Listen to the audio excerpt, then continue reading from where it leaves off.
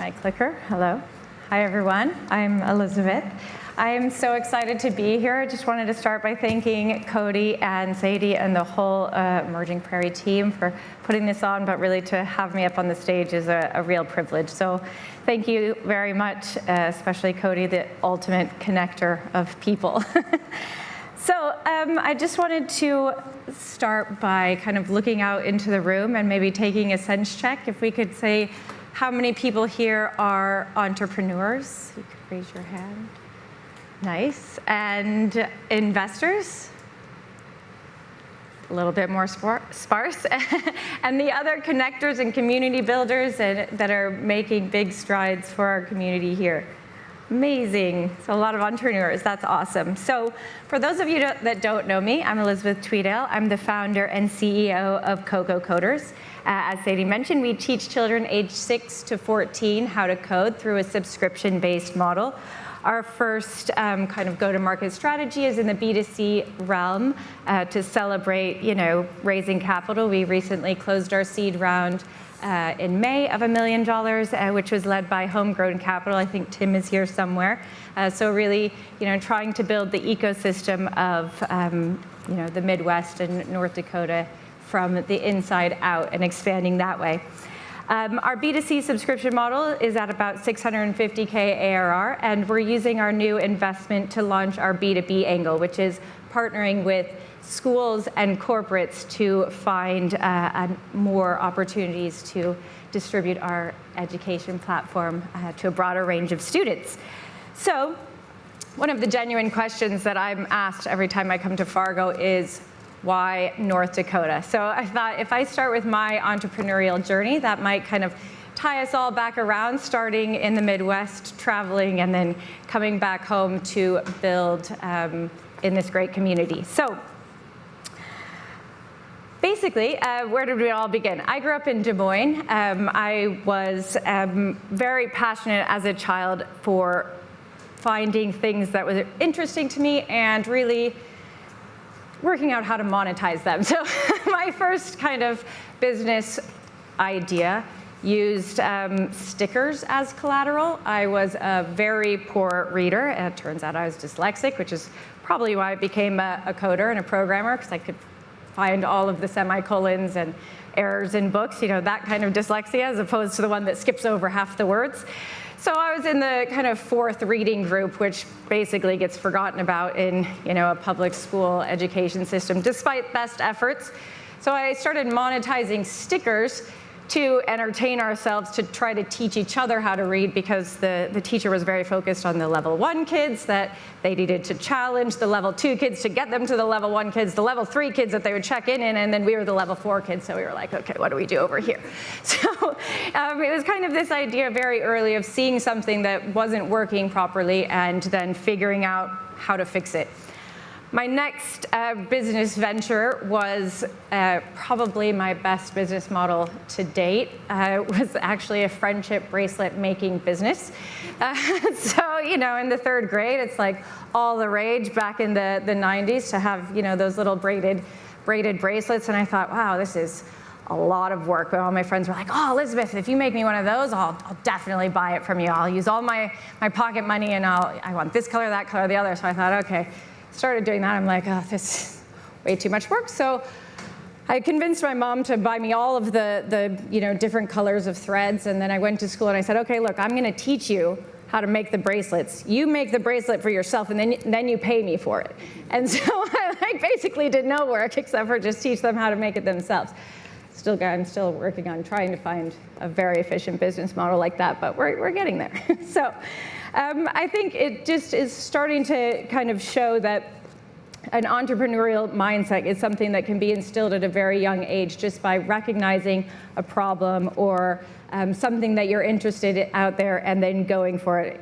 Kind of progressed on to having a clothes making business in high school, selling little skirts out of the back of my car, and then I was 16, wanted a new car, and I was like, if I become a Mary Kay consultant, I could get one of those fire red Pontiac Grand Dams. That's the level 1 sales thing. I mean, the pink Cadillac that's very famous is level 4. I've never seen anyone that actually has one of those. I didn't quite achieve the red car. It turns out I wasn't very good at direct sales and makeup, but I had an extreme amount of makeup after that, so I was pretty excited as a teenager. But the kind of most important thing for me starting that entrepreneurial journey was the support network that I had from my friends, family, and those that were kind of surrounding us as we were growing into the humans that we have now all become. So let's fast forward a bit after those first couple, not failed businesses, but just moved on from them. I went to college in Dubuque, Iowa, at a very small college called Loris, and I thought, okay, I want to become an architect. Oh, I forgot to change any of my slides. There we go. And so I thought, okay, to become an architect, I should pick maybe a math major and an art major and then bring them together, and we'll go that route. Well, one of the very first classes that I took as part of my math major was Computer Science 101. And at this time, it was maybe, because it was an intro class, 50% girls, 50% boys. Some people had done coding before because, we were gamers. Other people were kind of just trying to work it out.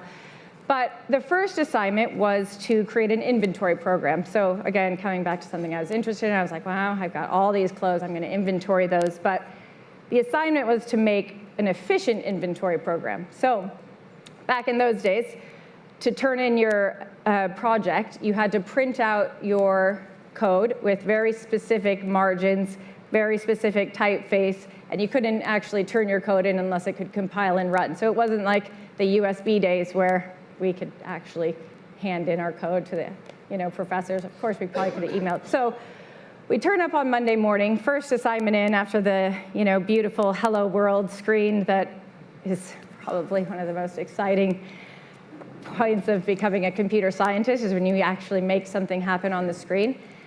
And the teacher starts, looking through everybody's papers and sort of counting them, looking if, they followed the format, and he starts putting them all in different piles.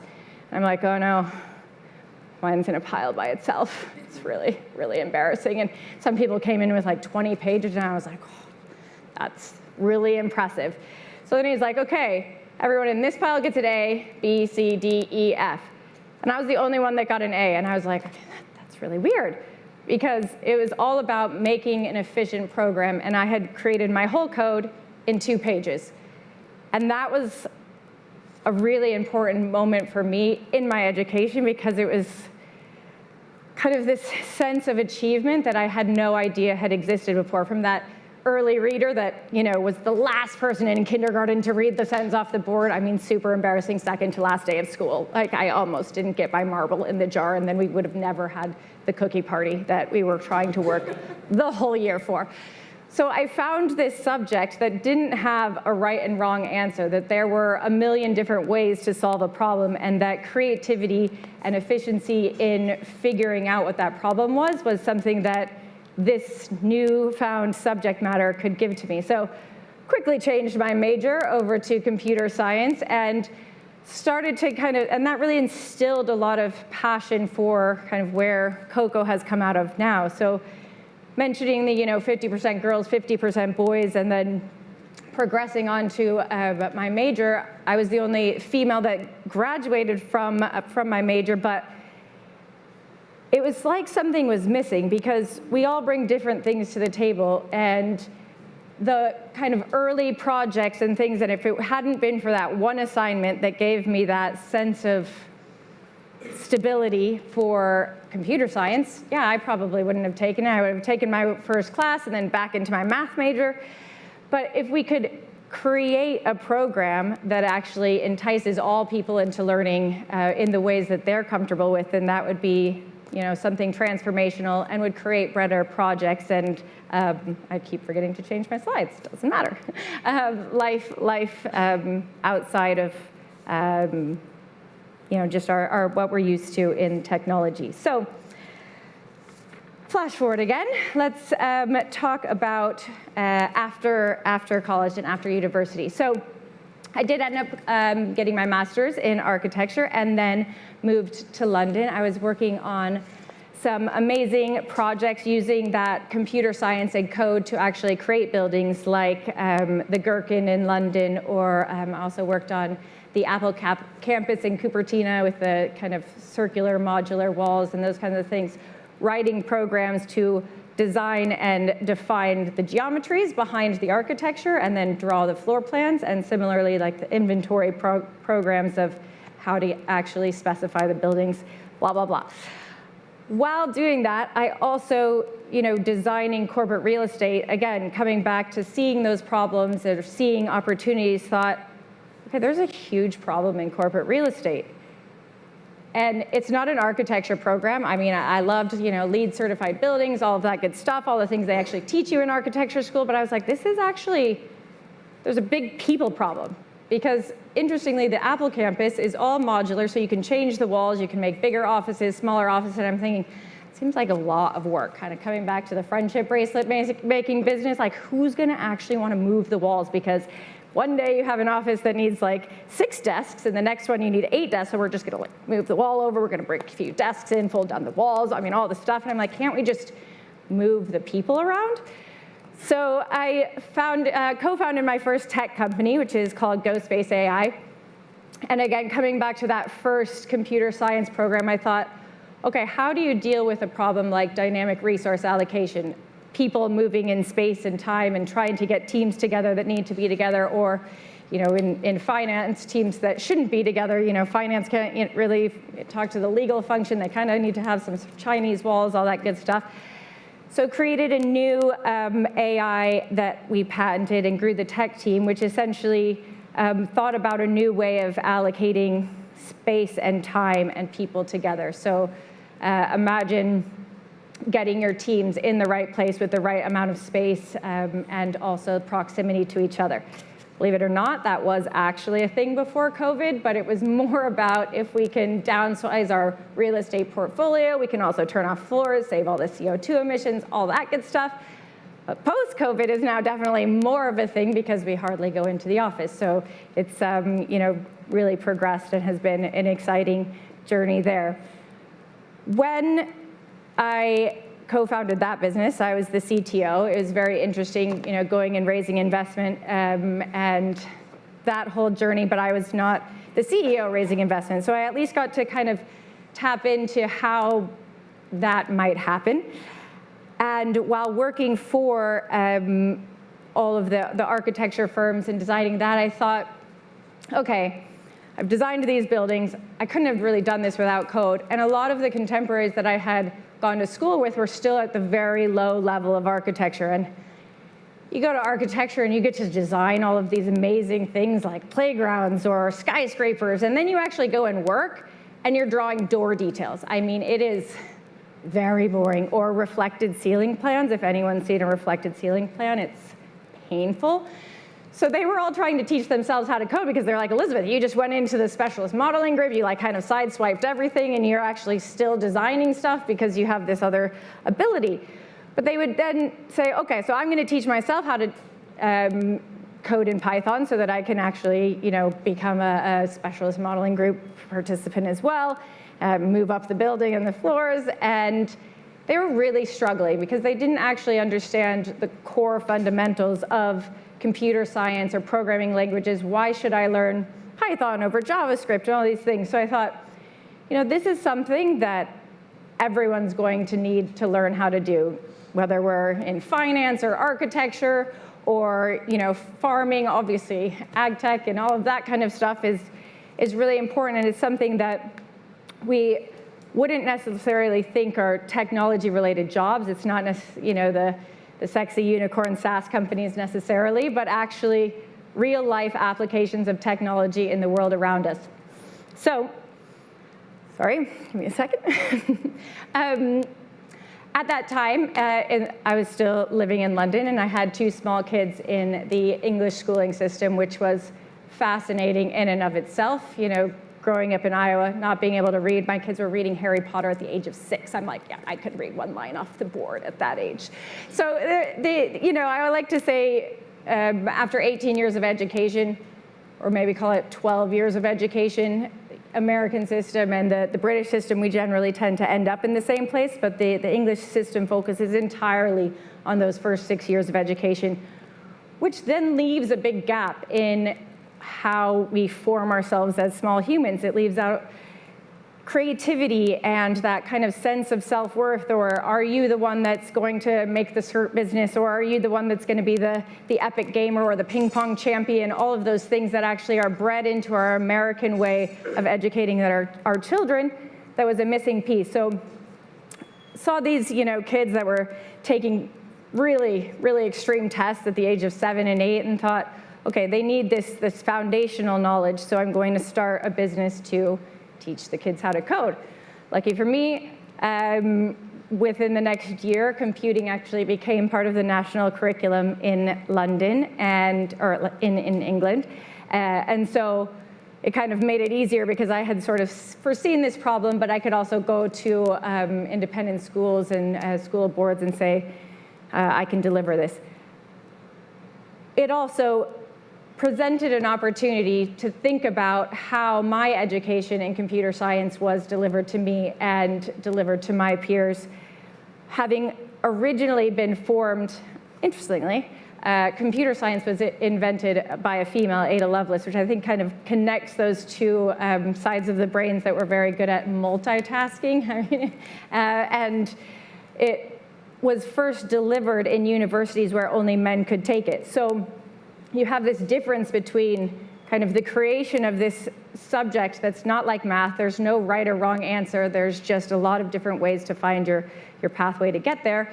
And then the original way that the education system was formed for that of a kind of a male's brain that's more linear.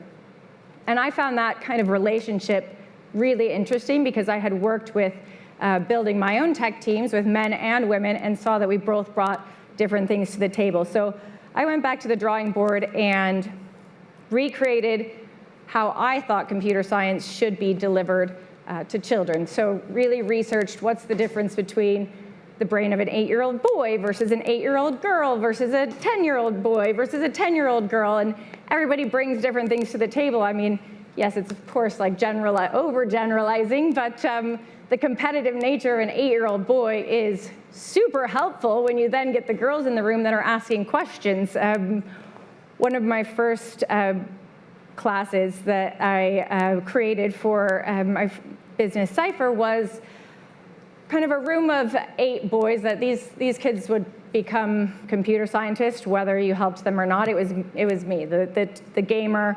Like, I wanted to go as fast as possible. I wanted to be the best one. I mean, I was in that land, so I got them, and that was fine. And it was essentially creating like a Space Invaders game using Scratch.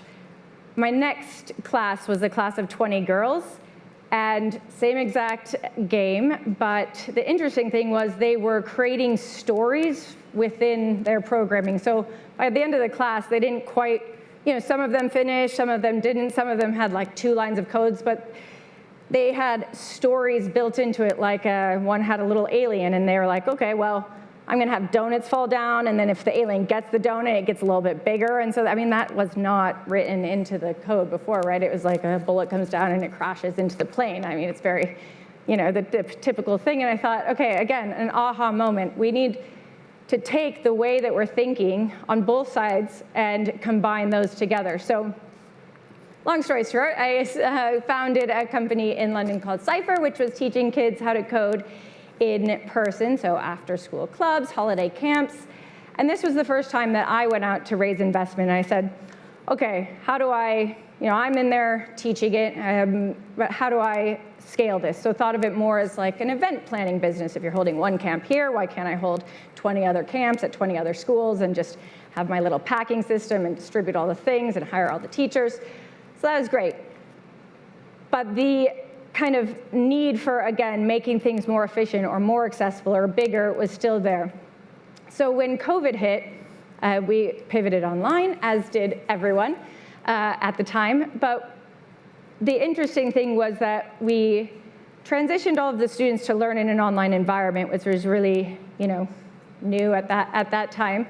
I had just done the Started Accelerator in San Francisco in January 2020. And I said, okay, I have all this content now. I'm going to put it online, and I have all these teachers in London just, and they have all this free time. I could just have them teaching in the morning to the, other audiences, and then they go into the in real life thing in the afternoon. And everyone was like, Elizabeth, that's really not going to be a thing. Parents are not going to put their kids in front of screens at home to do this. I'm like, well, there's a lot of like Chinese learning language models that are doing it now, and so there's definitely a use case. COVID hit, and of course, everyone did that, but I felt like I had a little bit of a head start because I had at least been thinking about it. So we pivoted online, and then once kind of the education world reopened, we came back in real life, and I thought, okay, these are two now totally distinct business models. So I spun out that online thinking, and I thought, okay, I know how to teach kids online now. I know the kind of content that they should be learning and that's actually really engaging. Over half our students are girls, so it goes to show it's not just us techie gamer geeks, but the sporty kids too, and the fashion kids, and all of the creative actors out there taking these courses, because it's using project-based learning to engage them in what they're interested in and the applications of technology. So brought it back together, and I thought, okay, I have all these pieces, but there's definitely a venture business here, because it's like, I'm always kind of about making money, obviously being impactful and like those passionate things that were, get us out of bed every day, and those little moments of a kid figuring out for the first time how Hello World comes on their screen. So we created Coco Coders to, and really thought about from the ground up, how do we create a more scalable business model? Having raised investment for Cypher, which was that kind of in-person education business that kind of fits in ed tech, but is more like a bricks and mortar building if you think about it, because it's kind of like tech-enabled childcare. I thought, okay, if I want to have a venture scale business, we need to not be selling into schools, because that takes way too long. We can do that eventually once we have, like the groundwork laid. So I thought, okay, what's the most efficient way to solve this problem most quickly? Let's go directly to the parents. A lot of the parents know this is a problem. It's a missing thing in the education system. So we created a subscription-based model based on that, worked out all of our metrics, built a little machine. We're getting a 1-to-9 CAC to LTV ratio. Our CAC payback's in 3 months. We still pay our teachers well, all that good stuff. But then, again, continually thinking to evolve. The interesting thing is then, how do you raise that venture capital? I think I'm totally off piece for my slides, but yep, okay. And really, for me, having raised money in the UK and then coming back over to America, I moved back to the US 2 years ago in order to scale and grow Coco. You first go to all the kind of, no offense, typical VCs on the coast, and they're like, okay, yep, good, great. And there's a couple of, ed tech VCs, and they're like, okay, yep, great, but come back when you're at $2 million in ARR. I'm like, when I'm at $2 million in ARR, I'm not going to need your money. So, so I started, reaching out to my connections back home in the Midwest and in Iowa, and I connected with a lot of entrepreneurial ecosystems that were built here. And that was the kind of big transformational moment of realizing, okay, there was something here when I was a child that was encouraging me to start these businesses, find businesses, create businesses out of nothing, try other people's businesses, like the Mary Kay business. And that was kind of bred into how we were raised here in the Midwest, and it's something that, having been away for 15 years, really hit home when I came back, because the support network and the connections between people are real. I was telling the taxi driver on the way here that the funniest thing about moving to America was people would say to me, oh, but Americans are so fake. They'll say to you, oh, how's your day? And then they move on. I'm like, no. They say, oh, how's your day? How's it going?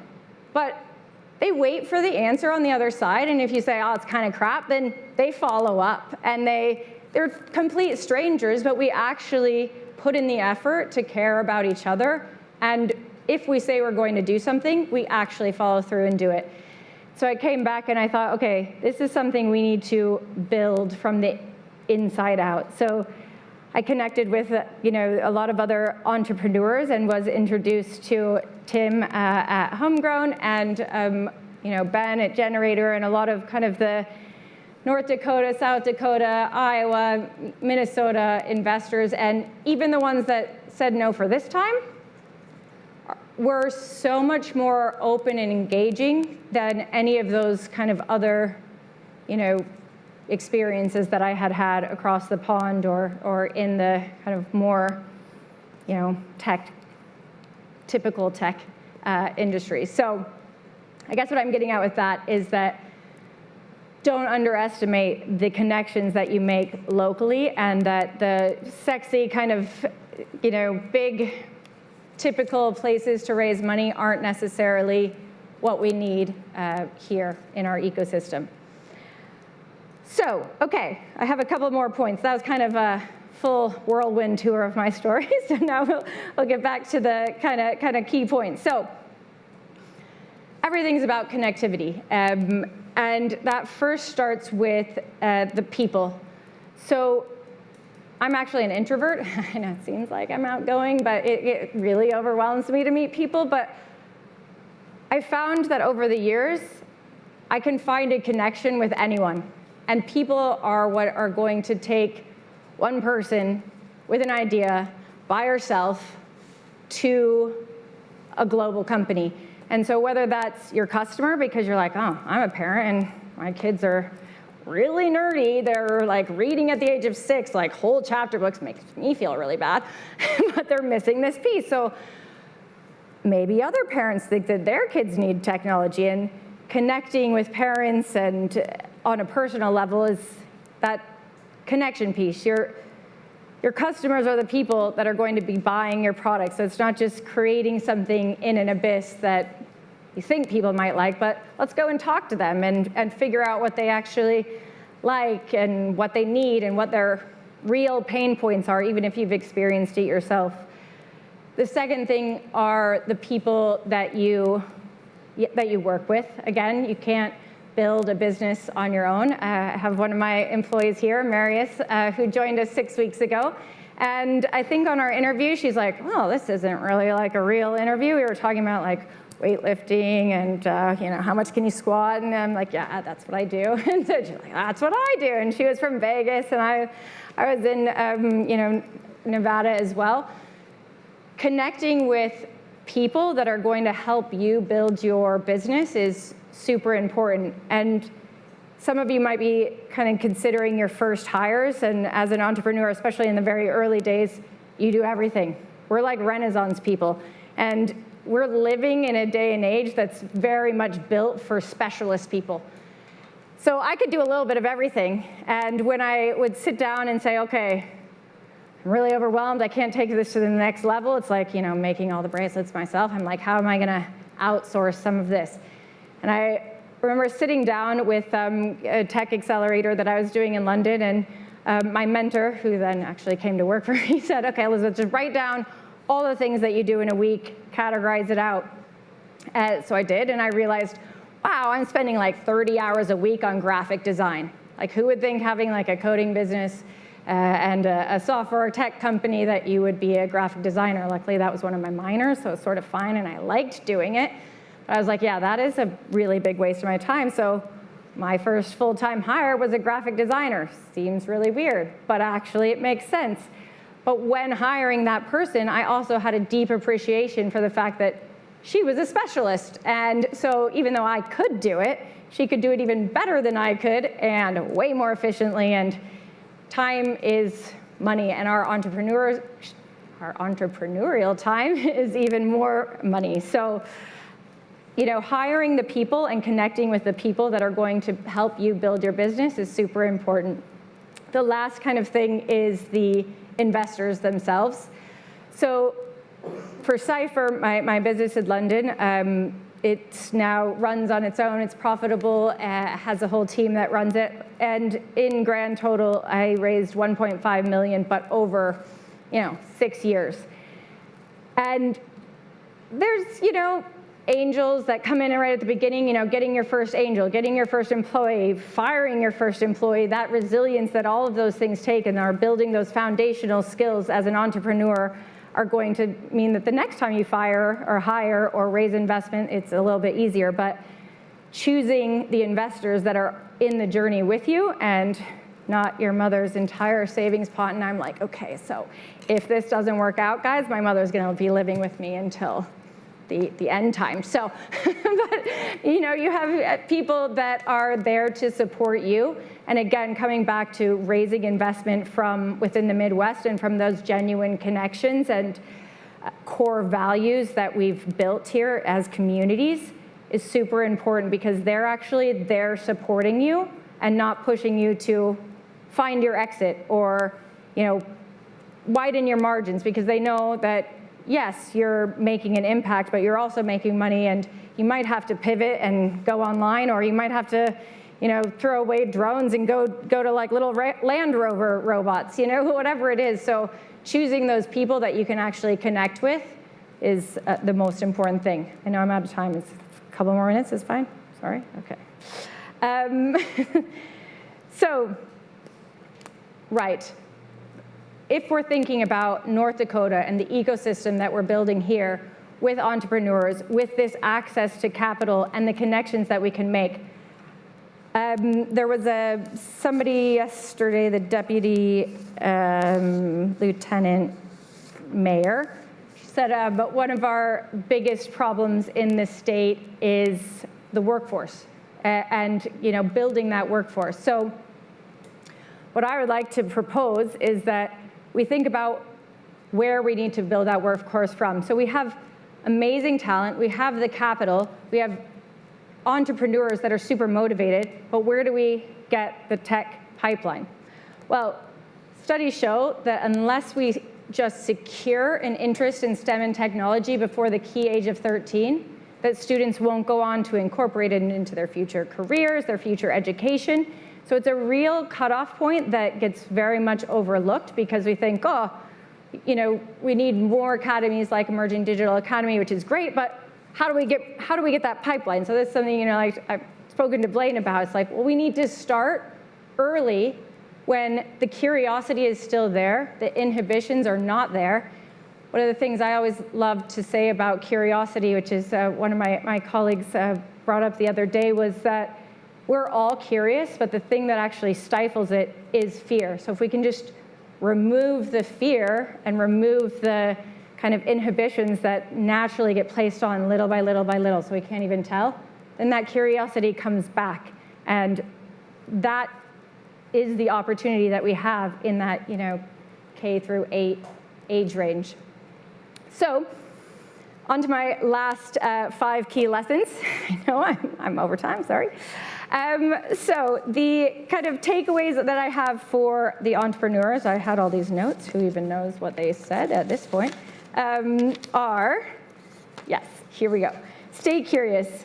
So this is kind of what I said already, but when faced with the challenges and the questions, explore new ideas, ask questions, again, with that kind of curiosity thing, remove the layers that are fear and just go for it. Build genuine connections, so with each other, with your ecosystem, because if I raise money from Tim, but then actually I meet another entrepreneur that also is building something really cool, I'm going to introduce him, and he's going to take my word for it because he knows I'm not going to, it's all kind of an ecosystem of trust and collaboration. Those people that will come and work for you, how do you inspire them? And those that will invest in you as entrepreneurs. Embrace the unknown. So the unknown is really where innovation happens. So thinking about, that pivot during COVID, or how you kind of can transform an idea into a different problem that then might have another kind of solution, but it might be unrelated, and those kind of cross-disciplinary connections are super important. Invest in talent. So this obviously is on the investor side, but also on the entrepreneur side, that those people and the people that are willing to work hard with you are really important. And finally, think bigger. So this is all about scale. Think about the things that mean you don't have to make the bracelets anymore, and you don't have to be out there peddling the makeup or designing all of the flyers and T-shirts that the kids take away. How do we put in place processes to scale our businesses, and always have that in the back of your mind? So with that, I'll wrap it up and say thank you so much for having me, and I'd love to connect with you guys after the conference.